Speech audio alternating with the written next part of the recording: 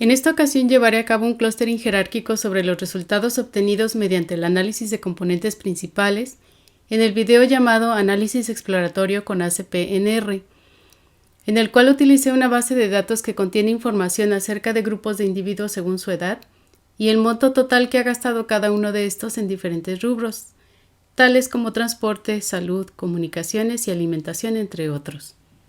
La aplicación del clustering jerárquico nos ayudará a descubrir tanto los grupos de edades que tienen patrones de compra similares, como cuáles son los productos en los que más gasta o menos gasta cada clúster que se forme.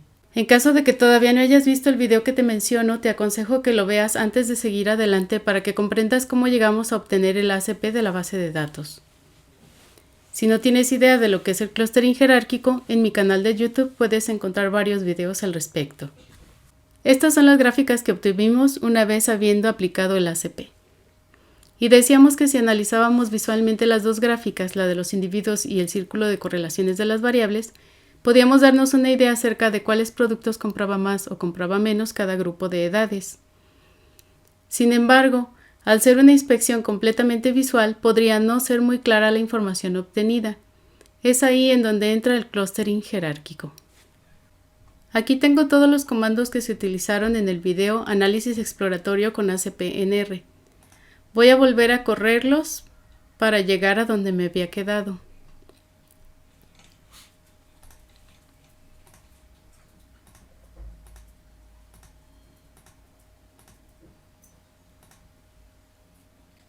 Ok. Para llevar a cabo el clustering jerárquico utilizamos la función HCPC. Dentro de los paréntesis le indicamos el objeto en donde se encuentra la información del ACP. En este caso era ACP compras. Con el parámetro nb.clust igual a 0, le indicamos que queremos que el algoritmo determine la cantidad de clústeres a formar, es decir, que nos sugiera una cantidad de clústeres. Si quisiéramos una cantidad diferente, se la podemos poner aquí.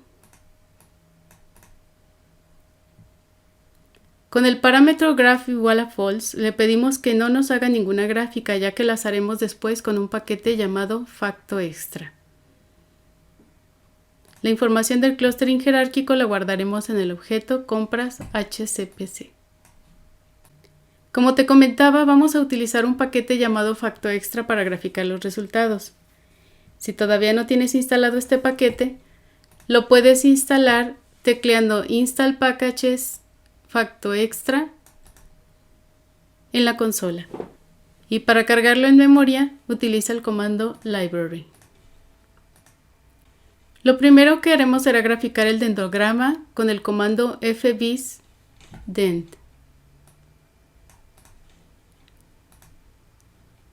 Voy a correr este código para después explicártelo.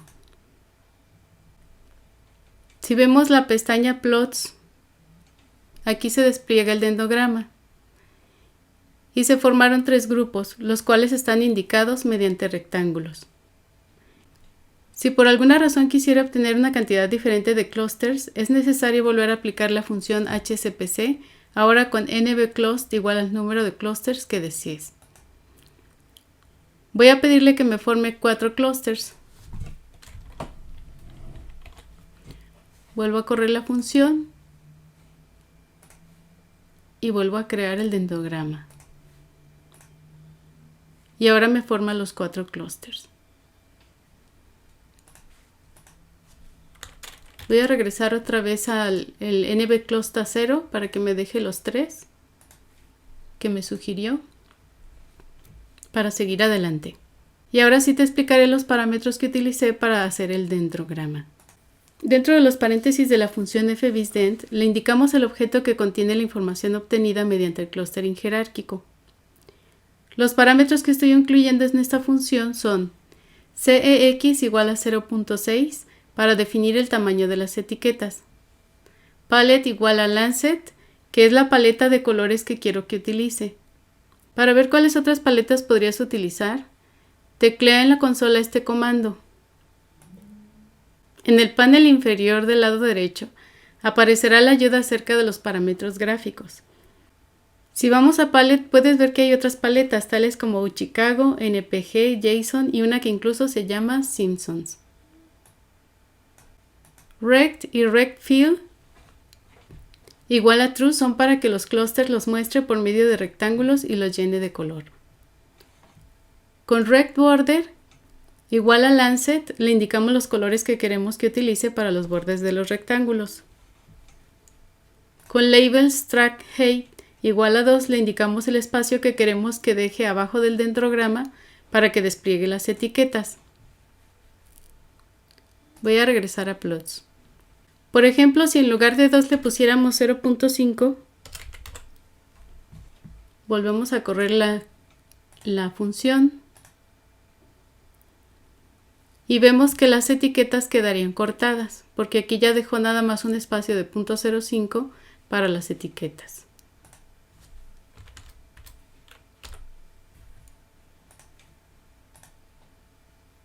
Ahora sí ya salen todas completas. Para visualizar los clústeres que se formaron en el plano de los dos componentes principales utilizamos la función fviscluster. Aquí podemos ver que se formaron los tres clústeres. El primero está formado por las personas menores de 25 años y las de 25 a 34 años. El segundo por las personas de 35 a 64 años. Y el tercero por las de 65 a 74 años y las de 75 años y más. Los parámetros de la función fviscluster son el nombre del objeto que contiene la información obtenida mediante el clustering jerárquico, es decir, compras HCPC. El parámetro repel igual a true sirve para que no se traslapen las etiquetas de los individuos. ShowClustCent igual a false es para que no muestre los centroides de los clústeres. Y con ggtheme igual a themeMinimal deja el fondo de color blanco. Si no incluyéramos este parámetro, el fondo sería de color gris. Y con main le ponemos un título al gráfico. Clústeres de individuos.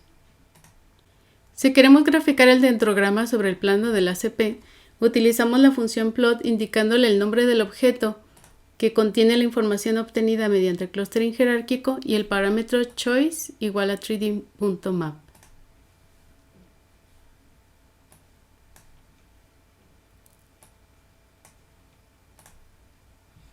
Una de las ventajas que tiene el hacer el clustering jerárquico sobre el ACP es que nos entrega las variables que fueron más significativas para cada uno de los clústeres. Lo único que tenemos que hacer es pedirle que nos muestre los valores que almacenó en la variable quanti, que tiene dentro del apartado desc.var del ACP que nosotros le asignamos como nombre compras HCPC. Y en la consola nos desplegará una lista de las variables que tuvieron un p-value menor a 0.05 al momento de evaluar su importancia dentro de cada clúster.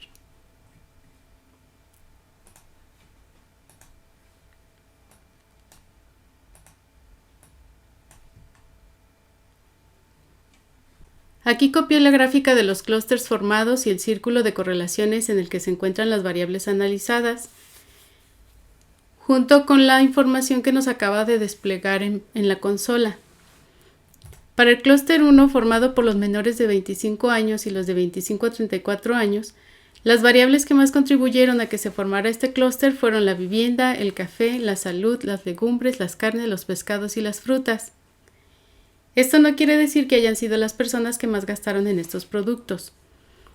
En la columna btest podemos ver si se trata de un rubro en el que gastaron más o si fue en el que gastaron menos. Por ejemplo, en el clúster 1 los individuos gastaron más en vivienda, pero gastaron menos que los demás clústeres en los rubros restantes. Esto lo podemos observar tanto en el signo de la columna btest como en la relación que existe entre los valores de las columnas mean category y overall mean. Mientras que para la vivienda en el clúster 1 el valor del promedio de los individuos en el clúster es mayor que el promedio en todos los individuos, es decir, este es mayor que este, y el signo de b-test es positivo, para los demás rubros dentro del mismo clúster, el valor del promedio de los individuos en el clúster es menor que el promedio en todos los individuos, y el signo del b-test es negativo. Los individuos del clúster 2, es decir, los que tienen una edad entre 65 y 74 años y los mayores de 75 años, no se caracterizaron por ser los que más gastaron en ningún rubro, pero sí se caracterizaron por ser los que menos gastaron en ropa, restauración, transporte, tabaco y comunicaciones. Por último, los individuos que se ubicaron en el clúster 3, que van desde los 35 a los 64 años, se caracterizaron por ser los que más gastaron en mobiliario y en ocio. Voy a guardar la información desplegada en la consola dentro de un archivo de tipo txt llamado variables clusters txt. Para hacerlo utilizo el comando sync y dentro del paréntesis y entre comillas coloco el nombre del archivo incluyendo la extensión txt. En la siguiente línea incluyo el comando que me desplegó en pantalla la información de las variables significativas en cada clúster para que la guarde en el archivo txt. Y para redireccionar las salidas de R a la consola, en la siguiente línea utilizo de nuevo el comando sync pero con el paréntesis vacío.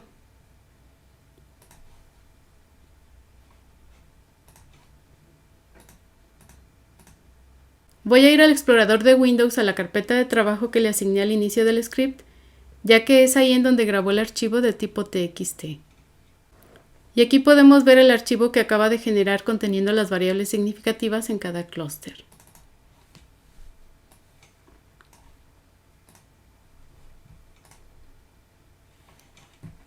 En la variable DataClust del ACP se encuentra la información acerca del número de clúster que le fue asignado a cada uno de los individuos.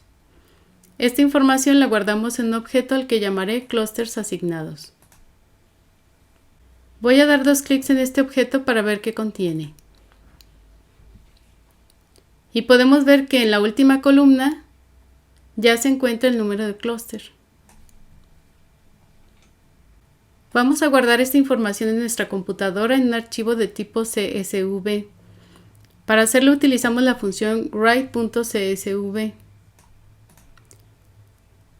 Y entre paréntesis le indicamos el objeto que contiene la información que queremos guardar. Colocamos una coma y entre comillas ponemos el nombre que queremos asignarle al archivo incluyendo la extensión CSV. Voy a ir de nuevo al explorador de Windows a la carpeta de trabajo para que veamos el archivo cluster sobre ACP CSV.